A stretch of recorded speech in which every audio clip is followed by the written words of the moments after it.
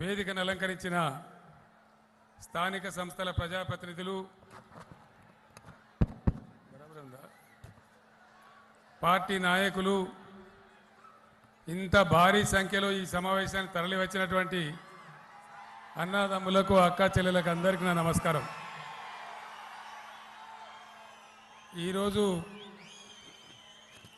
ఒక విషయం అయితే స్పష్టంగా అర్థమవుతా ఉంది. ఈ సభ చూసిన తర్వాత సుదర్శన్ రెడ్డి గారు భారీ మేయాడితో గెలిచిపోయిందని అర్థమవుతా ఉంది.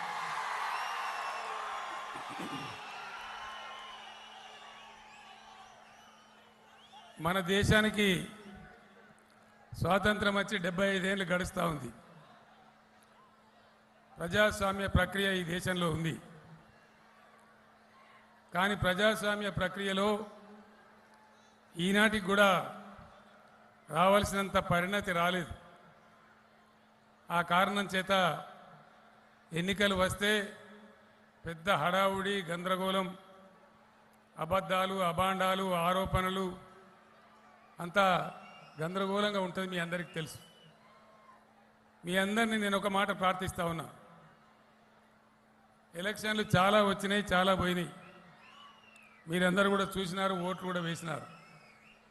మీ అందరిని నేను కోరేది ఒకటే, నేను ఏదైతే ప్రజాస్వామ్య పరిణతి అని చెప్పినో అది రావాలంటే నేను చెప్పే 4 మాటలు మీ ఊర్లోకి పోయిన తర్వాత మీరు జనంలో చర్చ పెట్టాలి, నిజానిజాలు తేల్చాలి. అప్పుడే ఎన్నికల్లో మీరు ప్రజలు గెలవడం ప్రారంభమైద్దని నేను మనవి చేస్తా ఉన్నా. ఎలక్షన్లు వస్తాయి. ఎలక్షన్లో పార్టీకి ఒకరు నిలబడతారు. బీఆర్ఎస్కు మన సుదర్శన్ నిలబడ్డాడు, కాంగ్రెస్కి ఒక ఆయన ఎవరో ఉంటారు, బీజేపీ కూడా ఎవరో ఇంకొక ఆయన ఉంటాడు, అట్లనే ఇండిపెండెంట్ కూడా ఒకరో ఇద్దరు ఉండవచ్చు. 30 తారీఖు నాడు ఓట్లు పడతాయి, 3 తారీఖు నాడు లెక్కిస్తారు. అక్కడ దుకాణం అయిపోద్దని మీరు అనుకుంటారు, కానీ అక్కడికే అయిపోదు. ఆ తర్వాత తతంగం చాలా ఉంటుంది. ఎవరైతే ఈ నాయకులు నిలబడ్డారో వీళ్ళ వెనక చాలా పెద్ద పార్టీలు ఉన్నాయి. ఆ పార్టీల చరిత్ర కూడా మీరు చూడాలి. నిలబడ్డ అభ్యర్థి యొక్క కమిట్మెంటు, మంచి చెడ్డ చూడడంతో పాటు అలా వెనుక ఉన్న పార్టీ కూడా ఏం పార్టీ, ఎటువంటి పార్టీ, ఆ పార్టీ నడక ఏంది, వాళ్ళకు అవకాశం వస్తే, అధికారం ఇస్తే ప్రజల కోసం ఏం చేస్తారు, ఎట్లా ఆలోచిస్తారు అనే విషయాలు కూడా మీరు గమనించాలి. ప్రజాస్వామ్యంలో పరిణతి అంటే అదే అని చెప్పి నేను మనవి చేస్తా ఉన్నా.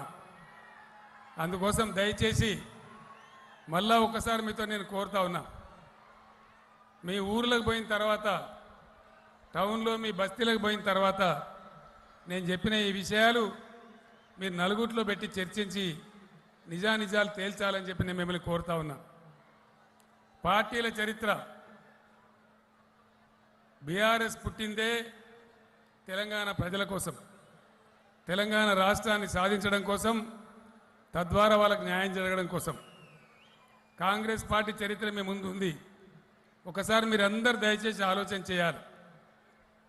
అసలు ఉన్న తెలంగాణ ఊడగొట్టిన పార్టీ ఏది? ఈ కాంగ్రెస్ పార్టీయే కదా. మనల్ని కరువు గురి చేసిన పార్టీ ఏది? ఇదే కాంగ్రెస్ పార్టీ కదా.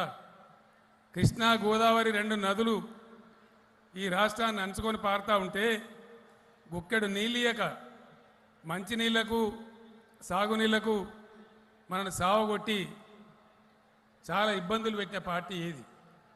తెలంగాణ వచ్చినాడు కరెంటు లేదు, మంచినీళ్ళు లేవు, సాగునీళ్ళు లేవు, రైతుల ఆత్మహత్యలు, చేనేత కార్మికుల ఆకలి చావులు, చాలా భయంకరమైన పరిస్థితి.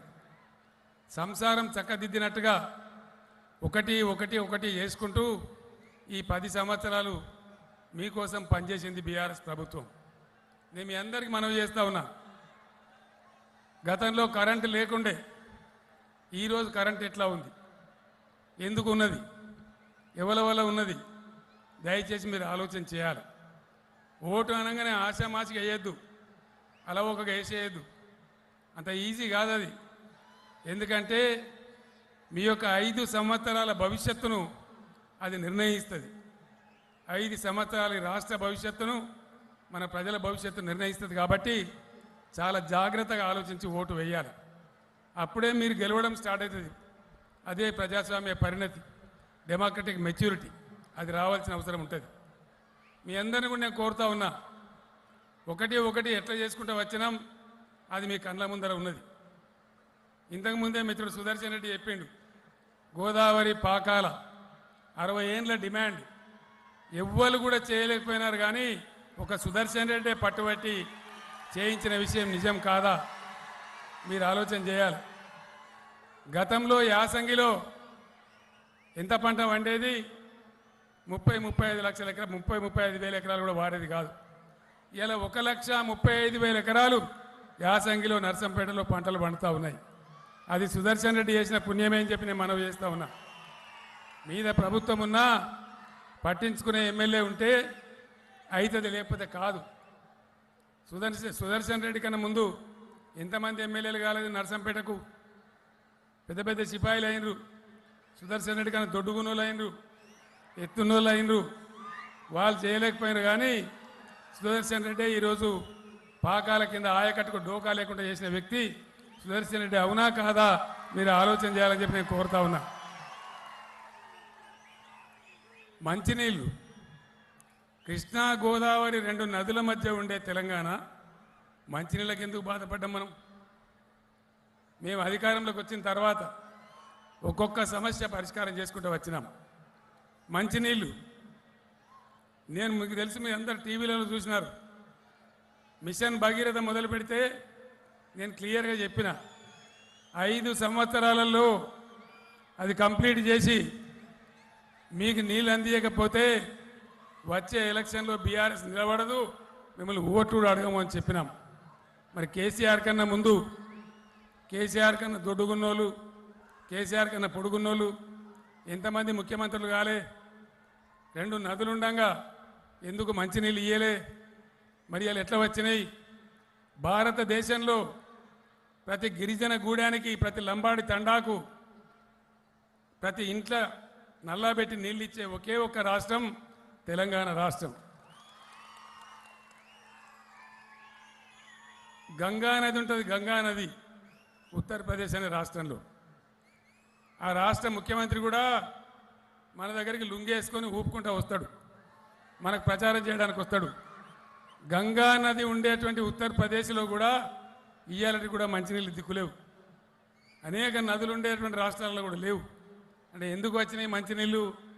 కమిట్మెంట్ ఉంటే, చెయ్యాలని ఉంటే, పట్టుదల ఉంటే, మా ఆడబిడ్డలు బిందెలు పట్టుకొని నీళ్లు మొయ్యొద్దంటే, వాళ్ళ భుజాలు కాయొద్దంటే, ఆ పట్టుదల ఉంటే నీళ్లు వస్తాయి, లేకపోతే రావు.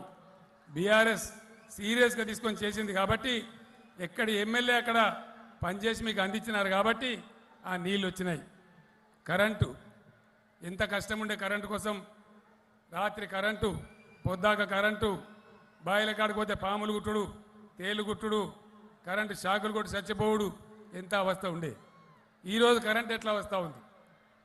ప్రధానమంత్రి మోదీ రాష్ట్రం గుజరాత్లో కూడా 24 గంటల కరెంటు లేదు. ఒక్క తెలంగాణలోనే 24 గంటల కరెంటు ఉన్నది. నేను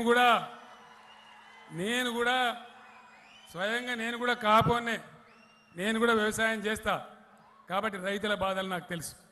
మీరందరూ ఒక విషయం దయచేసి సీరియస్గా ఆలోచన చేయాలి.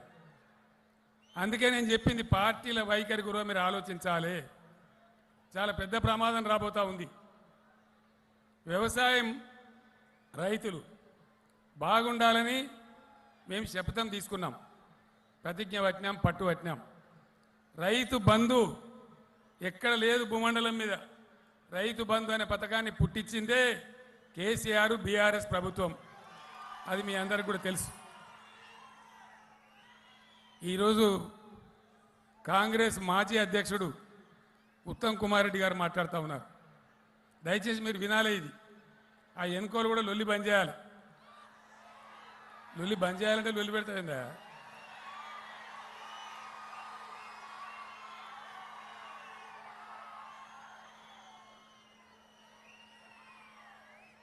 కరెంటు ఒక 4-5 పనులు చేసినాం రైతులు బాగుపడాలని.